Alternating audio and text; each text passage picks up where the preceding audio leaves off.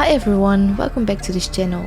I was just wondering, if you clicked on this video, do you remember that time in the 2000s where there was this whole hype reborn about killer clowns?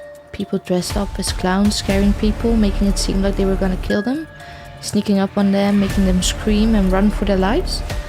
But have you ever thought about where the term killer clown really came from, and even more dark, who was the very first one? If you clicked on this video, it means you're interested in true crime and all the scary stories that go with it. And guess what? You're at the right place.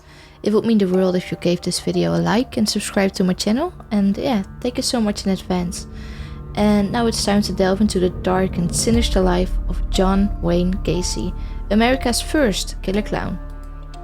John Wayne Gacy is a notorious figure in the criminal history, known for his horrible crimes and the chilling killer clown legacy he left behind. Born on March 17, 1942 in Chicago, Gacy initially appeared to be a successful and well-respected member of society. He was a businessman, a community leader, and even dressed up as a clown for charity events, earning him the nickname Killer Clown. However, beneath this mask of normalcy lurked an evil and sinister individual. Gacy's dark secrets began to unravel in the late 1970s, exposing his double life as a serial killer. According to Gacy's confession to the police, he would pick up Caucasian male runaways or male prostitutes in their mid-teens to their early 20s from the Chicago Greyhound bus station or off the streets. Afterwards, he would take them back to his house by either promising them money for sex, offering them a job with his construction company, simply grabbing them by force, or forcing them at gunpoint. Once they got back to his house, he would handcuff them or tie them up after intoxicating them with alcohol or knocking them out with chloroform. He would torture them in various ways, such as using a fire poker on them, dripping hot candle whey on their bodies, repeatedly drowning them in his bathtub, or by placing them in a homemade wreck. As a show of dominance, he would urinate on his victims and rape them before and after killing them.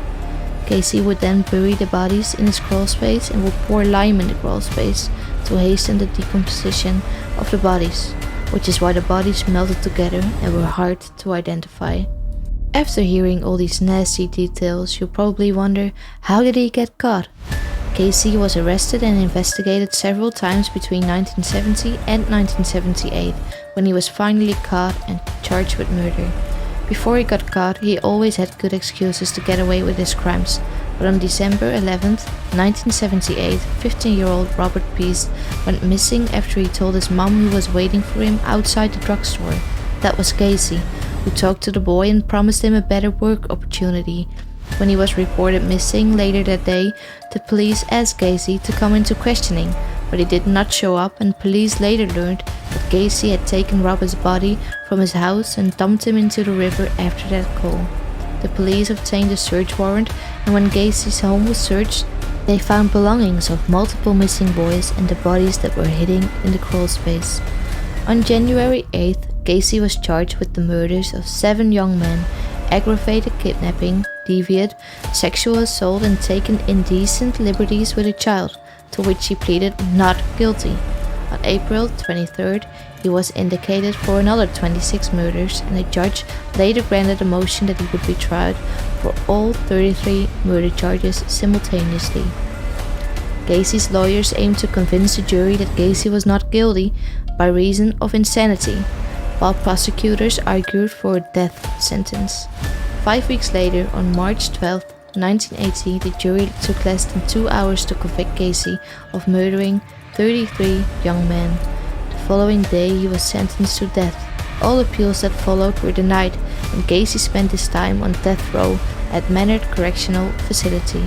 On May 10, 1994, almost 15 years after his sentencing, John Wayne Gacy was executed by lethal injection.